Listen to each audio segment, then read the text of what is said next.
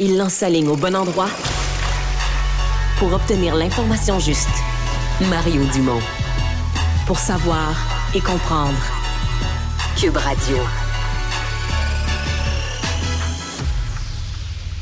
Et la collègue Sophie Durocher qui se joint à moi pour cette nouvelle de dernière heure, Sophie.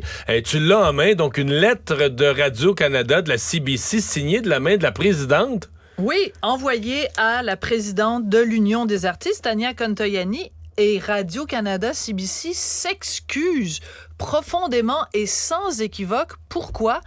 Parce que c'est un scandale éhonté qui a été révélé au grand jour par notre collègue du Journal de Montréal, Journal de Québec, Mélissa Pelletier, qui a découvert qu'il y a un balado qui a été fait du côté anglais, donc à la CBC.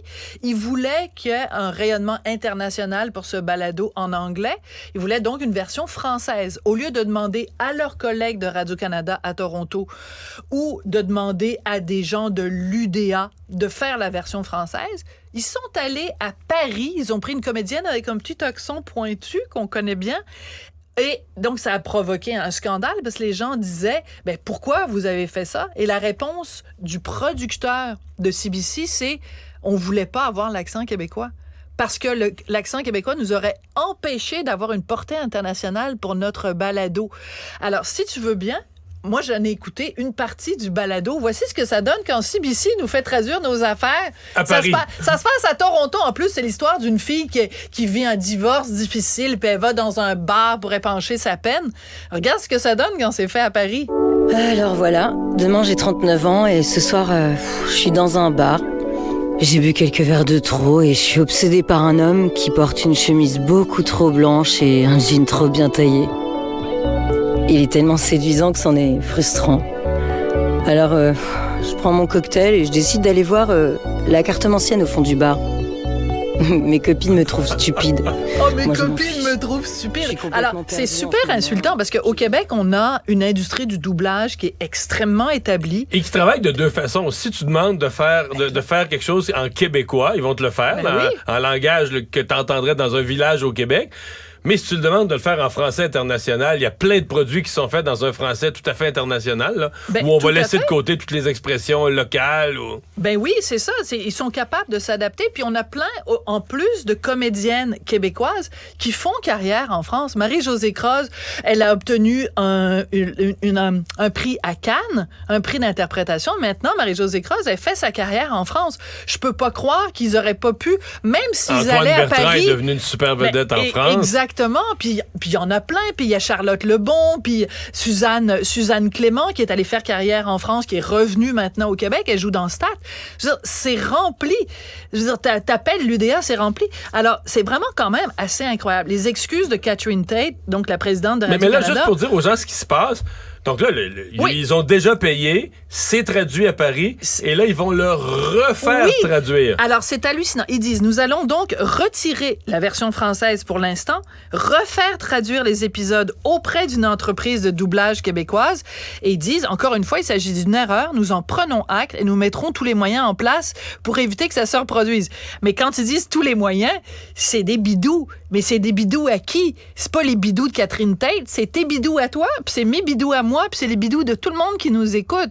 Donc, ils ont fait une erreur, ils le reconnaissent, mais ça aurait été tellement plus simple dès le départ de le faire juste une fois. Ouais. T'appelles. Tu sais, le petit monsieur là, qui est le producteur de ça, là, il avait juste à traverser son petit bureau puis aller voir ses collègues de Radio-Canada à Radio-Canada à Toronto. Je veux dire, quoi? Ce gars-là, moi, j'ai demandé une entrevue. Toute la journée hier, j'ai écrit des courriels à Cécile Fernandez, qui est le producteur de ce balado-là, et j'avais pas de réponse. Et à la fin de la journée, il y a quelqu'un qui m'écrit, Johanna. Elle m'écrit, elle s'identifie même pas. Elle dit « Hi, Sophie, the interview will not take place. » Puis là, je dis « Johanna, t'es qui, toi? Pourquoi tu m'écris? Pourquoi c'est toi qui m'écris à la place de l'autre gars? » Alors, j'ai fait des petites recherches. Johanna, c'est la Senior Communications Officer de CBC. Donc, ça avait remonté haut. La décision de ne pas l'envoyer en entrevue. De ne pas l'envoyer en entrevue. En terminant, dans le communiqué, je comprends que la CBC s'excuse aussi pour cette réponse un peu insultante. Là. Exactement. Alors, parce que notre collègue Mélissa Pelletier, quand elle a appelé Cécile Fernandez, Cécile Fernandez lui a parlé uniquement en anglais. Donc, beau jour, la diversité quand même linguistique à Radio-Canada, à CBC. Mais le français fait pas partie du wokisme.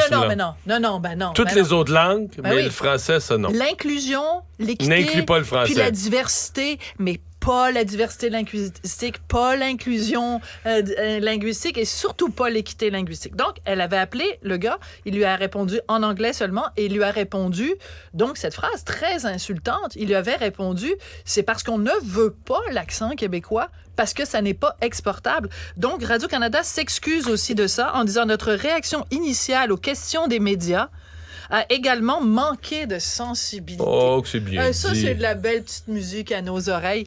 Mais manqué de sensibilité. Ben oui, ils ont manqué de sensibilité, puis c'est pas grave, parce que c'est nous qui allons ramasser la facture. Mais pourquoi le balado initial, ils l'ont pas fait avec l'accent british? Ben, ça, c'est une excellente question que plein de gens posent en disant, si vous considérez que l'accent québécois est pas assez bon pour l'exportation, ben, qu'en est-il de l'accent canadien-anglais? Il y a plein de monde qui rit de l'accent du Canada-anglais. Hey, le fameux hey! Fait que, imagine, t'exportes ça aux États-Unis. Ça aurait été préférable d'envoyer les textes à Londres puis de le faire en anglais british. Puis même aux États-Unis, tu sais, les États-Unis, moi, j'ai vécu 1 an aux États-Unis. Hey, ils riaient-tu de l'accent des Canadiens anglais? Hey, puis tout ça. Comme dans South Park. Oui, c'est ça, exactement. Merci, Sophie.